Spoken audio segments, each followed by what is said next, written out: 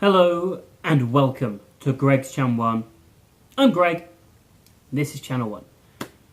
Now, welcome back to the Doctor Who Season 11 reviews, and this is the finale of Season 11.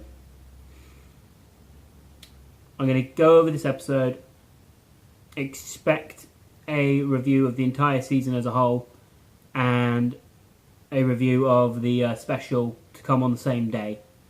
I'm going to review the special and I'm going to review the entire season as a whole after New Year's Day. So it's going to be in the new year. Now let's jump into this episode and let's talk about this finale.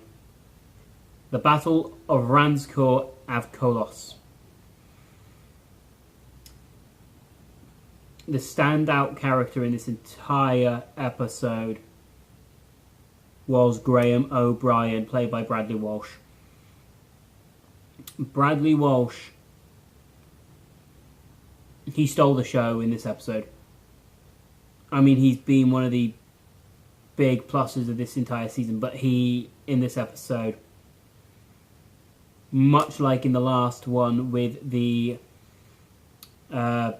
with the mirror world, and him seen through the fake Grace. In this episode, he really came out and proved why he is probably one of my favourite companions of New Who, period. In this episode, one thing I will say that I loved was the return of Tim Shaw.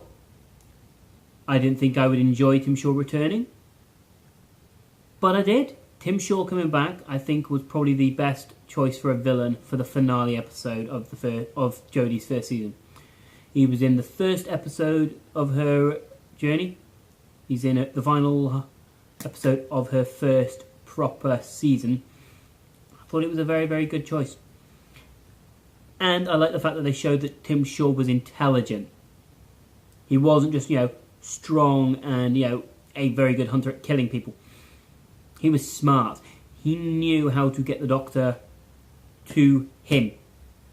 Granted, it took him time-wise, how long did he say?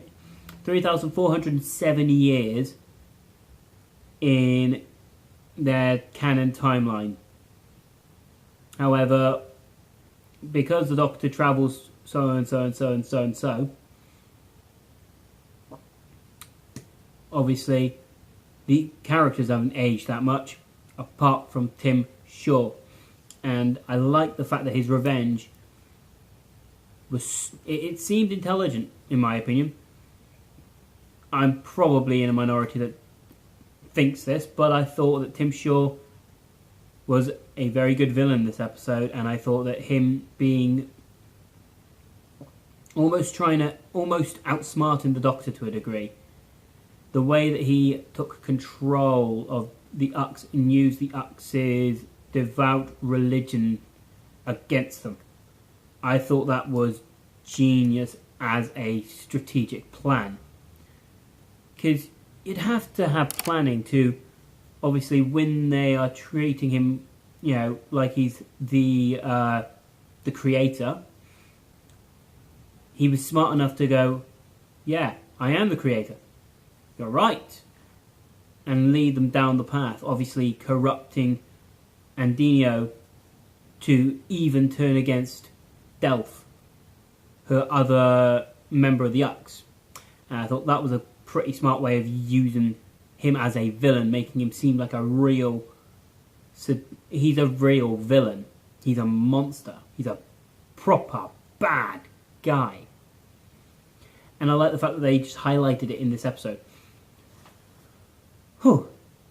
I think Graham O'Brien's arc in this episode, though, was by far the show stealer, because of the fact that the moment he heard Tim Shaw's voice, you saw Bradley's whole energy change. He went from, yeah, I'm the cool old guy, yeah, I can do it, to,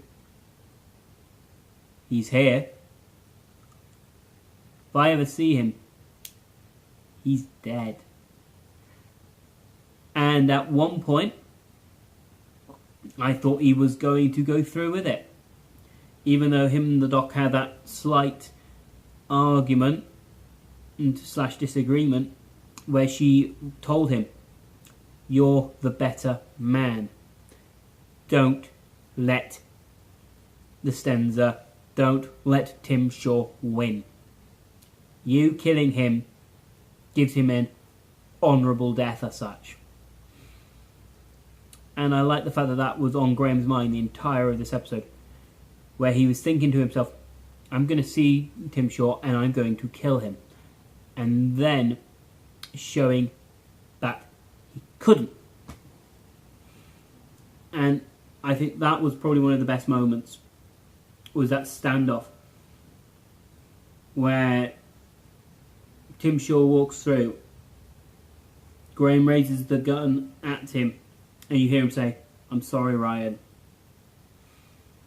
And then Tim Shaw is staring at him, and it's, "My wife died because of you.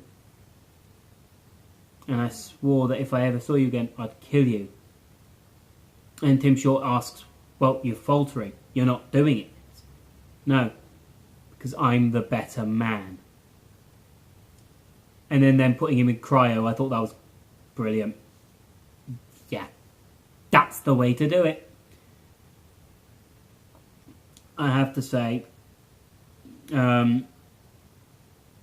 yeah, they built the tension very well. I like the fact that there was a giant rescue where hundreds of people were saved, dozens and dozens of people were saved. I have to say, though, at one point I did think Yaz might have died. I thought they were going to swap the neuralizers and nebulizers to stabilise Andino and Delph to stop them from destroying Earth. And Yaz was going to take the bullet as such, where she can't handle her mind being attacked, which I thought would have been an interesting way to do it. Is you could have it where I was expecting Yaz to be writhing on the floor kind of thing in pain. The Doctor has just managed to convince Delph kind of go, "I'll save her," and almost having that change Yaz for the next time we see her kind of thing, because I thought that would have been an interesting thing they could have gone on. But yeah, I have to say, this episode was great.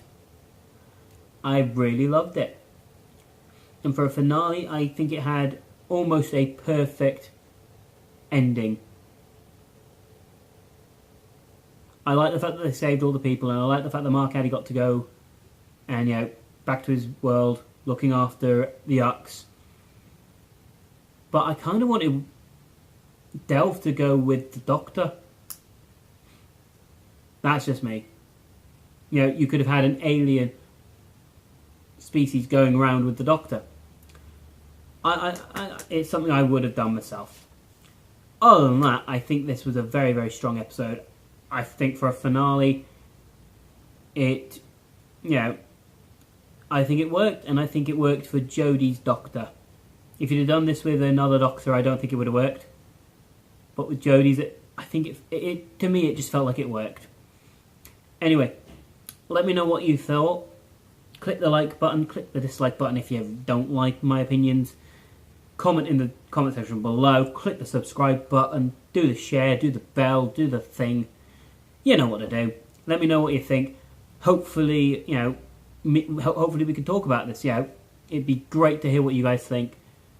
And you'll get your overall review of Doctor Who Season 11 at the start of next year. So keep an eye out.